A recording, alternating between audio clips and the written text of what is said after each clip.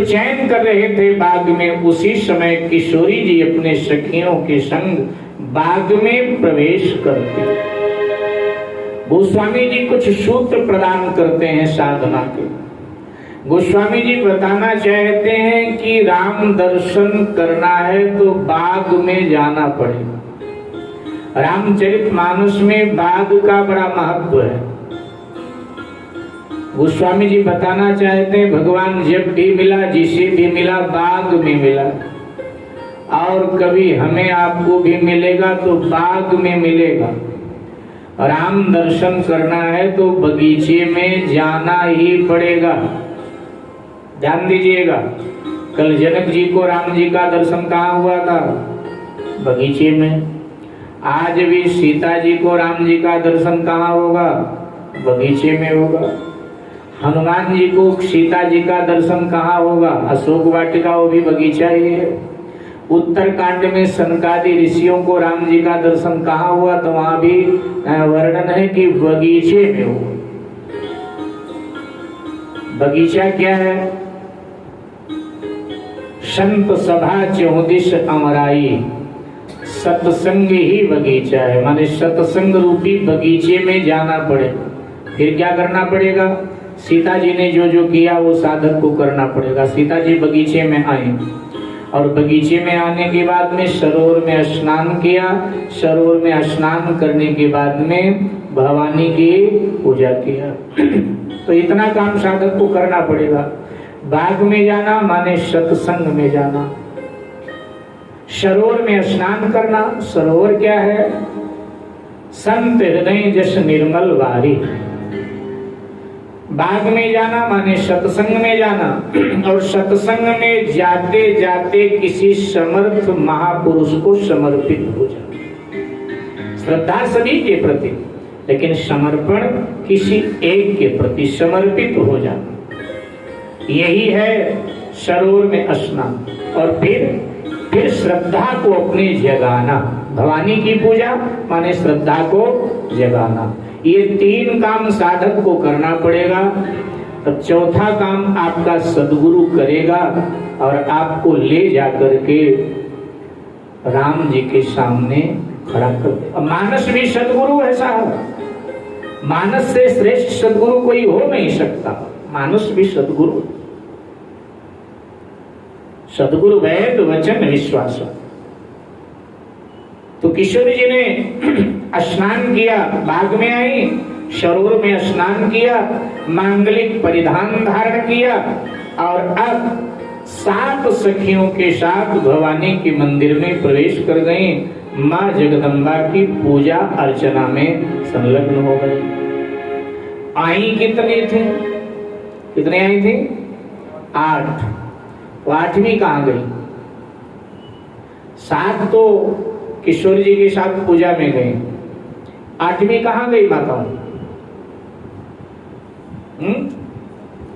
ठीक है। आठवीं जो थी उसने किशोरी जी से कहा कि देखो आपको तो घर भर की याचना करनी है ना माँ से, सो आप जाओ, लेकिन मुझे कोई याचना करनी नहीं, मुझे कुछ नहीं चाहिए।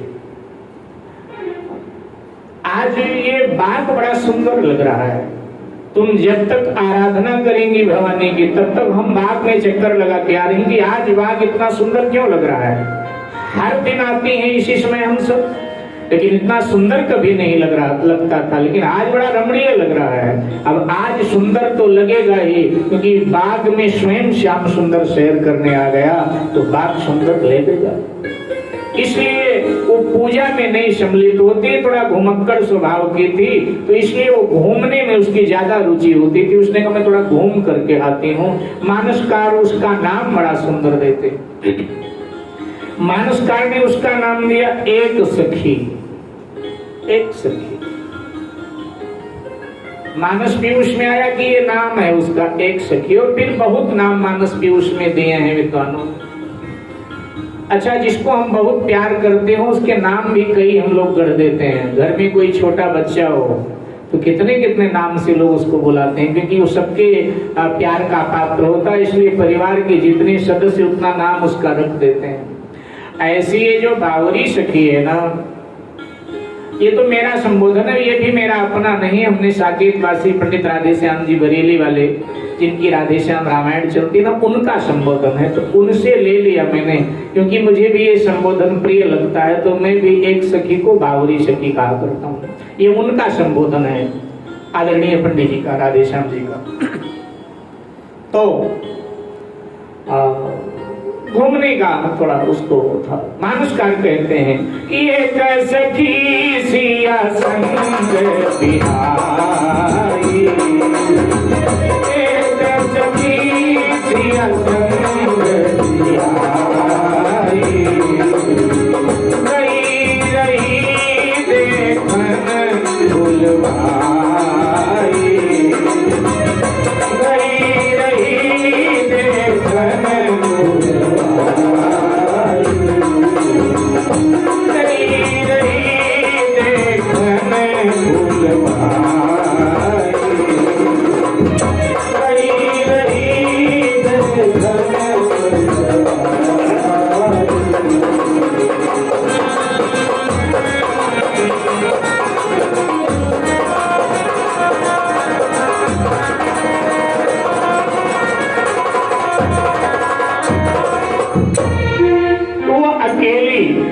प्रवेश कर गई, उधर ही गई जिधर भगवान पुष्प तोड़ रहे जा रहे।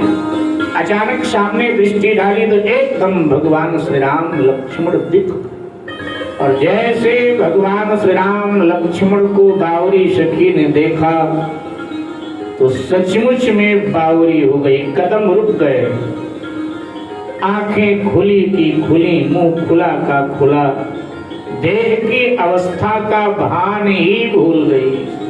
आंखों से अविरल प्रेमाश्रु बह रहे हैं, अपलक निहार रही है भगवान। बड़ी देर के बाद में उसे अपनी अवस्था का भान हुआ, तब उसको लगा कि ये जो सांवला राजकुमार है ये हमारी राजकुमारी के योग्य है, बर सांवरो जानकी जोगो।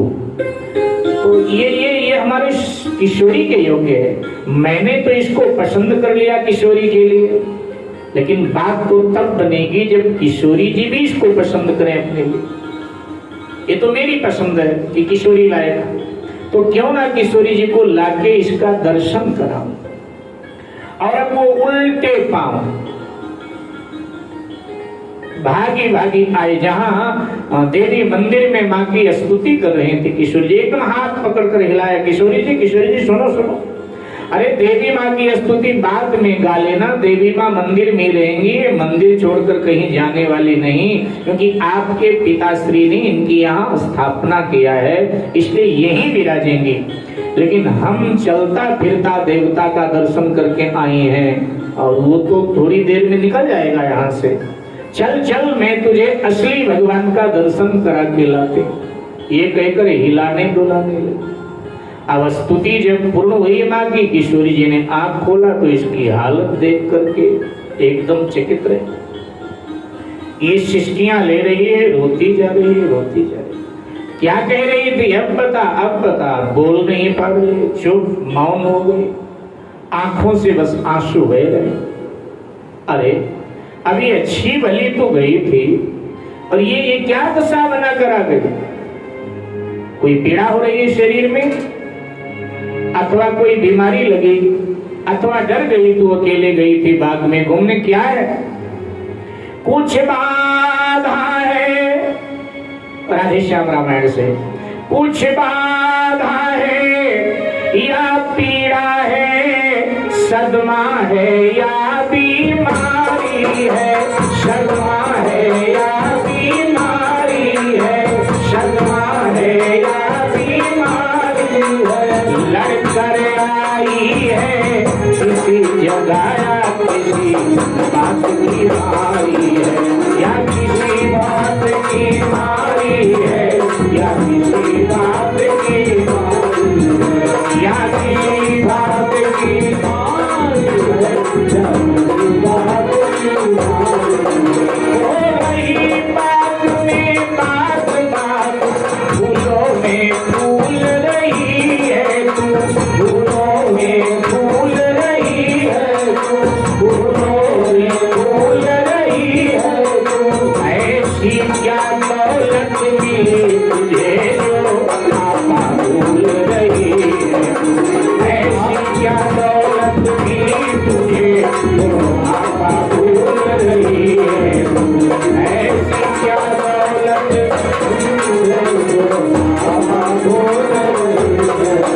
किसने तेरी मति मारी है, किसने तेरी मति मारी है, मतवाली क्यों मतवाली है, मतवाली क्यों मतवाली है।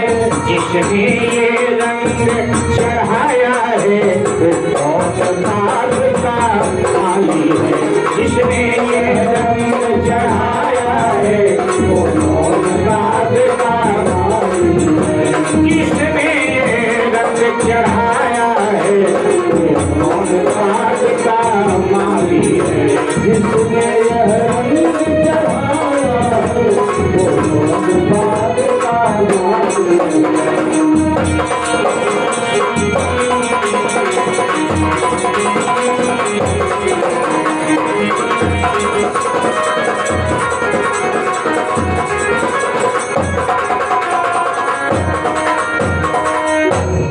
कौन है? किसने ये रंग चढ़ाया तुझ पर? जब इस तरह प्रश्न किया किशोरी जी ने तो अब मुंह खोला बावरी सखी ने और कहने लगी, किशोरी जी क्या बताऊं आपको, श्याम गौर के में कहाँ हूँ खानी, क्योंकि गिरा अनयन नयन बिनवार।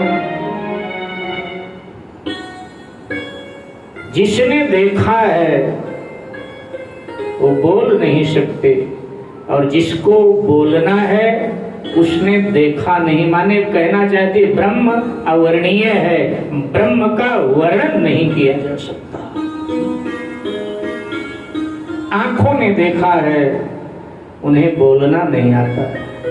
जिह्वा को बोलना है, जिह्वा ने देखा नहीं। एक श्यामल है, दूसरा गौर वर्ण का है।